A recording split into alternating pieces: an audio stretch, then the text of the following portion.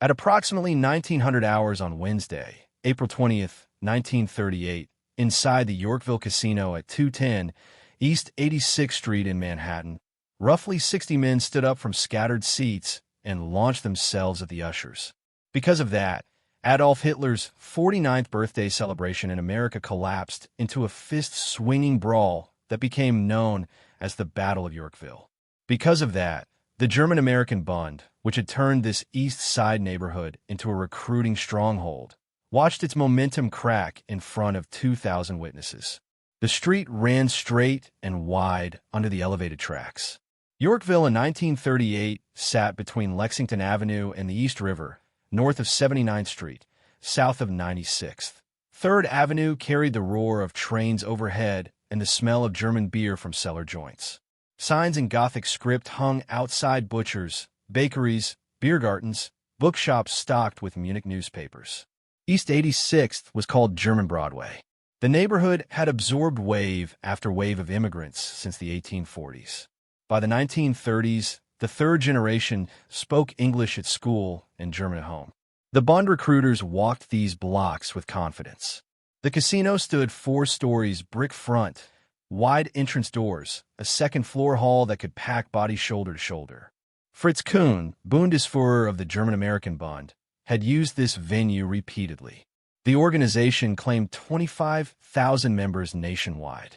Kuhn, age 42, a naturalized citizen born in Munich, a chemist by training, drove the Bund rallies with strict discipline. Brown shirts for stewards, swastika armbands over civilian suits for supporters, flags with the eagle and the hooked cross draped from balconies. He modeled the Bund on the NSDAP structure, camps for youth, military-style formations, salutes. The casino hosted speeches every few weeks. April 20th was a special date. The Führer turned 49 in Berlin. The Yorkville faithful would celebrate. The hall filled early.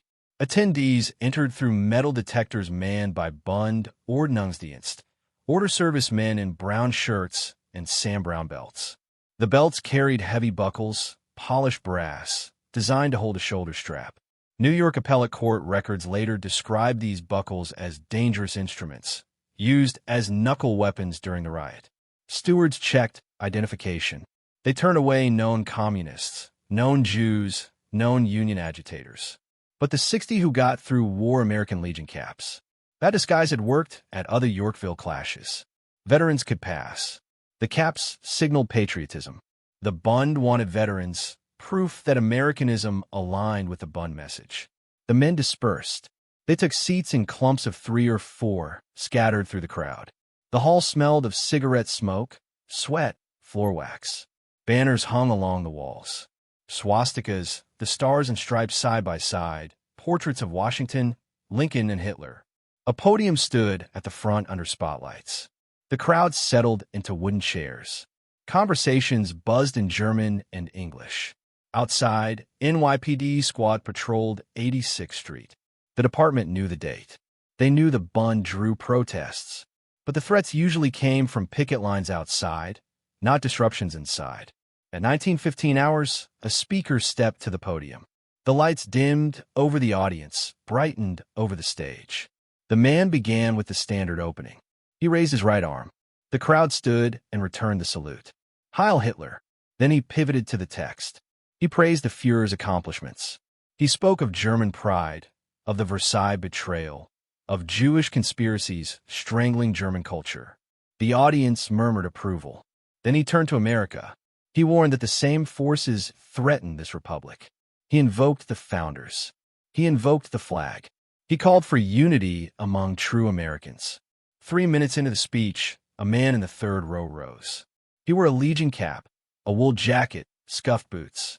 He turned to the Bund steward, standing near the aisle, and swung. The punch landed clean on the steward's jaw. The steward dropped. 2 more men stood in the same row and drove forward. They hit the nearest brown shirts before anyone could shout. In the back of the hall, another group of 5 surged into the aisle. They moved fast, fists high, targeting any man in a brown shirt or armband. The speaker stopped mid-sentence. The crowd twisted in their seats. Some stood to see better. Others ducked. The stewards recovered and rushed toward the attackers. The Sam Browne buckles came off belts. The brass glinted under the lights. Stewards swung the buckles like saps, aiming for heads and ribs. The 60 counter-fighters spread out, engaging multiple opponents at once. Tables overturned. Chairs scraped and clattered. A banner ripped from the wall. Someone threw a chair leg. Glass shattered. The melee rolled from the center aisle toward the stage, then back toward the entrance. The noise rose. Shouting in German, shouting in English, grunts, the thud of bodies hitting the floor. Women screamed. Some attendees ran for the exits. Others pressed forward to join the fight. The stewards tried to form a line, shoulder to shoulder, pushing the intruders toward the doors. But the 60 had trained for this. They fought in pairs, covering each other, striking and moving. They knew they were outnumbered 35-1. The goal was disruption, not victory. Break the rally. Make the Bund look weak. Force the police inside. NYPD units heard the crash of glass from the street. Patrolmen ran to the entrance. They found bodies jammed in the doorway, men punching, kicking, clawing. Officers pulled nightsticks and waded in. They separated fighters, dragged them outside, shoved them against the wall. Inside, the brawl continued. More stewards poured from side rooms. They carried clubs, makeshift weapons, lengths of pipe. The counter-fighters grabbed whatever they could, chair legs, broken banners, metal ashtrays. The fight devolved into close-range chaos. Blood on the floor, shirts torn, faces bleeding. The hall emptied slowly. By 2015 hours, only police and scattered Bund officials remained inside. The floor was littered with broken furniture, torn flags, bloodstains, a single shoe, a torn American Legion cap. The podium stood crooked. The light stayed on. The speaker never finished. The crowd dispersed into the streets, some heading to local bars, others to subway stops. Police closed 86th Street between Lexington and 3rd for 30 minutes to clear the scene. The arrest count varied across newspaper reports. Some said 12, some said 18, some said 22. The charges included disorderly conduct, assault, possession of dangerous weapons. The weapons charge came from the Sam Browne buckles. New York appellate courts later ruled these buckles qualified as dangerous instruments under state law when modified or used as striking tools. Several stewards faced that charge. Several counterfighters faced assault charges. Bail was set at $500 per man. Most were released within 24 hours. Injuries on both sides. Period summaries mention fractured jaws, broken noses, concussions, cuts requiring stitches. No fatalities. The Bund leaders insisted the attackers were communist agitators. The counterfighters, when questioned, identified themselves as Jewish World War I veterans and Allied anti-Nazis. They said they entered to confront the Bund directly, not to picket outside where the message would be ignored. They wanted to hit the rally at its core, inside the hall, in front of the faithful. The press labeled it the Battle of Yorkville. Life magazine, summarizing later coverage, described 2,000 Bund members facing 60 World War I veterans outnumbered 35-1. The rally collapsed into a fist-swinging melee. The New York Times ran a brief item the next morning. The Daily News gave it more space. Photographs of the casino entrance, police leading men in handcuffs. The Jewish press covered it extensively. The Forward called it a necessary confrontation. The Yiddish dailies praised the courage of the veterans. Yorkville mattered because it was a Bund recruiting hub. The neighborhood supplied bodies for rallies, camp attendance, and street demonstrations. The casino was a home base. Disrupting a rally inside the hall, not just shouting from the sidewalk, sent a message. It showed the Bund could be challenged on its own ground. It spooked fence-sitters. Subsequent Bund meetings in nearby suburbs saw reduced turnout. Fear of further disruption spread. The Bund continued operations. Kuhn scheduled a massive rally for February 20th, 1939 at Madison Square Garden. That event drew 20,000 attendees, became the most visible American Nazi gathering, and led to Kuhn's eventual downfall. But the Yorkville casino fight in April 1938 marked a turning point. It proved that direct action could break Bund momentum. It proved that veterans, outnumbered and under-equipped, could shut down a celebration. It proved that silence was not the only response. The connection to Meyer Lansky and the Jewish underworld orbit appears in multiple Jewish history overviews. These accounts note that Jewish underworld figures coordinated anti-Bund disruptions in New York and Newark under strict no-fatalities instructions from community leaders. Lansky is repeatedly named as a facilitator. The sources stress that much was kept off paper. The details remain sparse, but the pattern is consistent. Jewish gangs, including figures in Lansky's network, provided muscle for disruptions when community organizations asked. The casino fight fits that pattern. The veterans who entered wore Legion caps. The tactics, the timing, the discipline suggest coordination beyond spontaneous rage. Lansky himself, age 36 in 1938, ran gambling operations in New York and Florida, partnered with Italian syndicates, and held deep ties to Jewish community organizations. He grew up on the Lower East Side, witnessed pogroms in Eastern Europe through family stories, and saw the Bund as a direct threat. Multiple sources cite his involvement in anti-Bund actions, though none place him physically at Yorkville that night. The role was logistical, financial, and strategic. Recruit fighters, plan entry, supply disguises, set rules, no guns, no fatalities, hit hard, break the rally, leave before police lock down the scene. The no fatalities rule mattered. Jewish community leaders feared a backlash if a Bund member died. They feared headlines that would paint Jews as violent aggressors. They feared giving the Bund martyrs. So the instructions were clear. Fists, chairs, clubs. Nothing lethal. Break bones if needed, but stop short of killing. The 60 men at Yorkville followed those rules.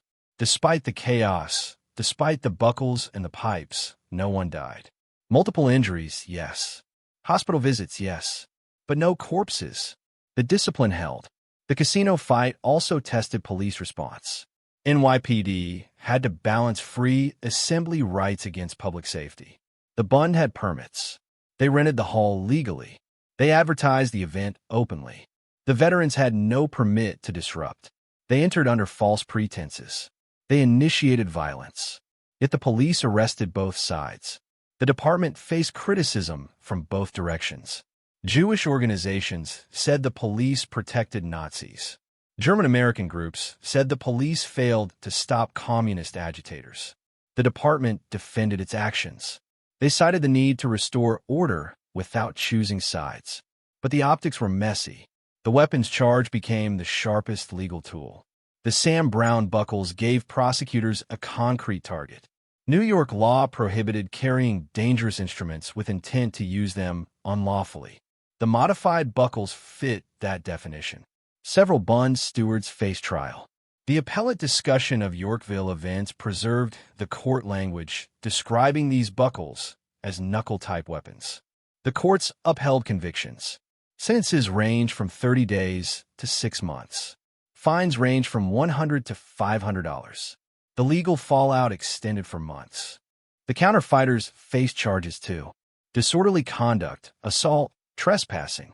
Some pleaded guilty, paid fines, moved on. Others fought the charges. Defense attorneys argued provocation. They cited the swastikas, the Hitler portraits, the anti-Semitic rhetoric. They argued that the Bund rally itself constituted a threat to public order. The judges were not persuaded. The law protected speech, even hateful speech. The veterans initiated physical violence. The convictions stood, but the sentences were light. Most walked with time, served in small fines. The Yorkville Casino continued hosting events after April 1938. The Bund repaired the hall, replaced the broken furniture, rehung the banners. But attendance dropped. The fear of another brawl lingered. Some members stopped coming. Others moved to rallies in New Jersey, Connecticut, upstate New York.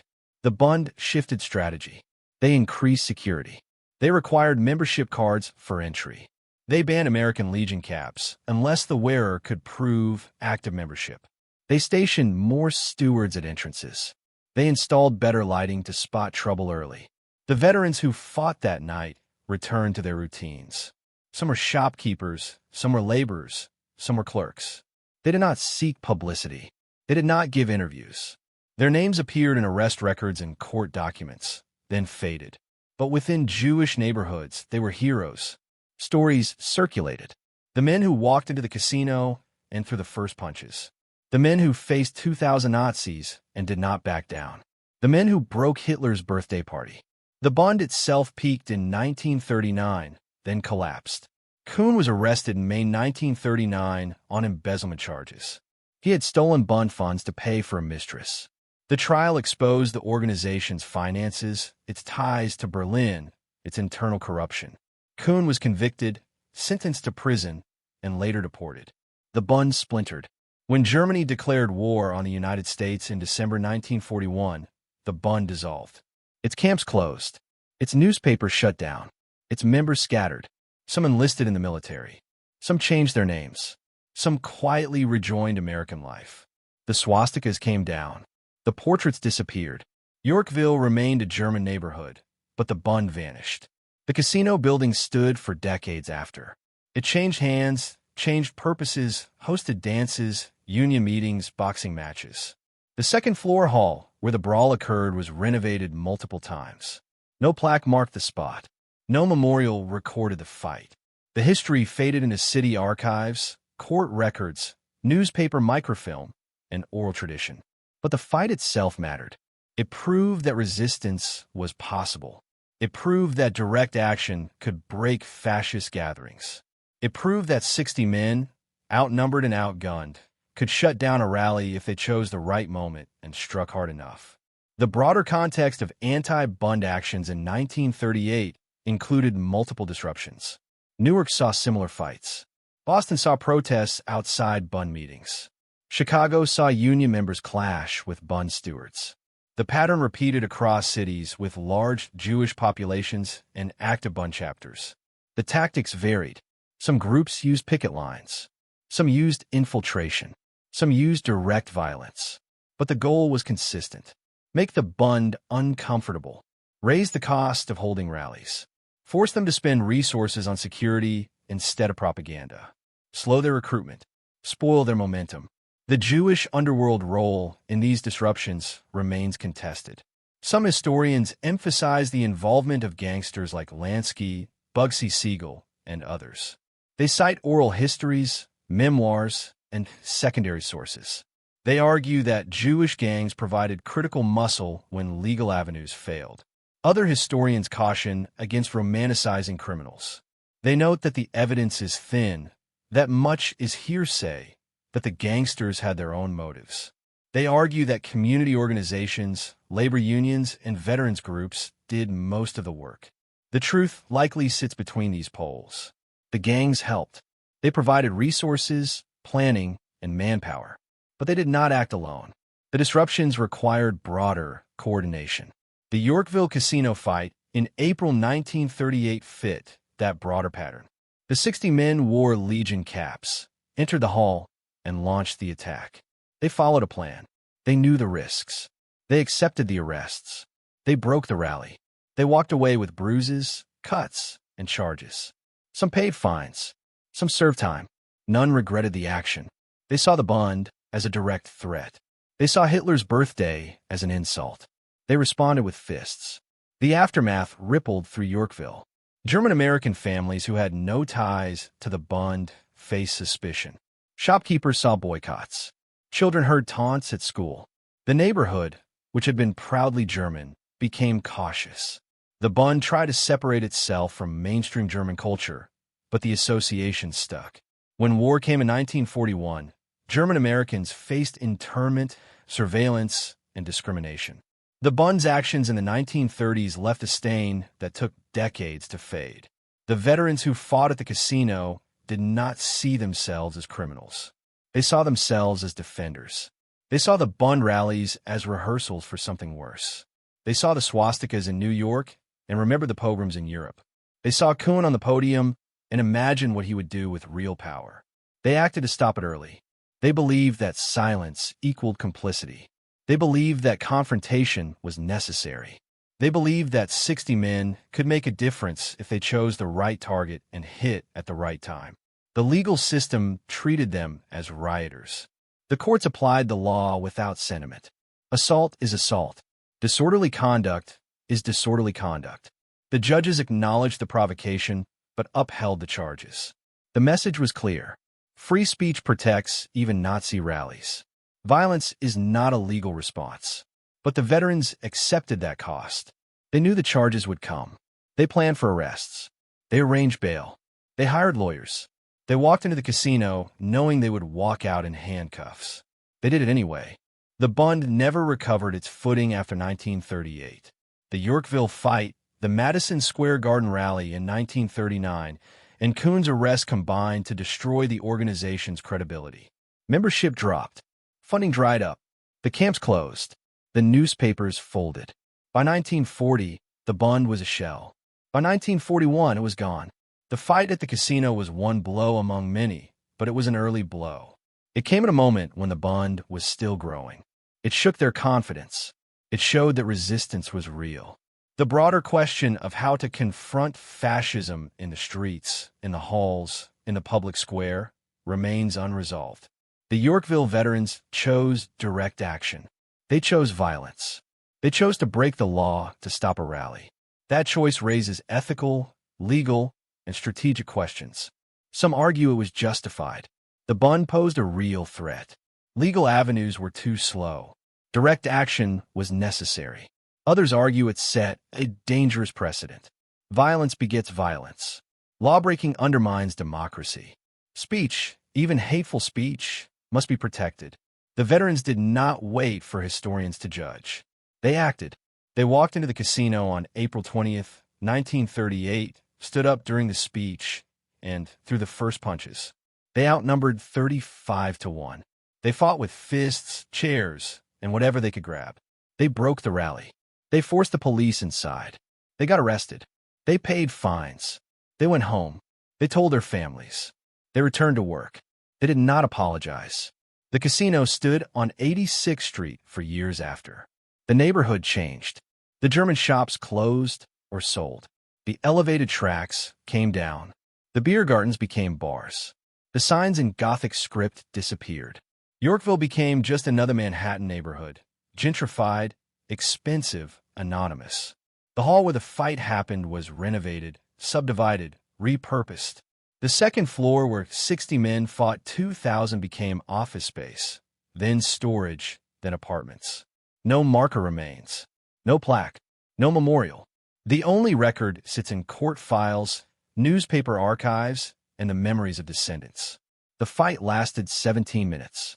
The arrests took hours. The trials took months. The consequences lasted years. The Bund declined. The veterans moved on. The neighborhood changed. But the fight itself, the moment when 60 men stood up and swung, remains.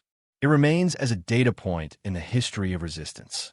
It remains as proof that outnumbered fighters can disrupt organized hate.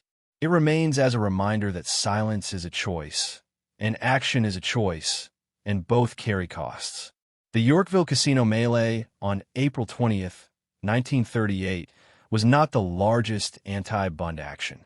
It was not the most publicized. It was not the most consequential. But it was early. It was bold. It was successful. It broke a rally. It rattled the Bund. It showed that resistance was possible. It showed that 60 men, with nothing but fists and courage, could walk into a hall full of Nazis and shut them down. That fact, that single fact, mattered then. It matters now.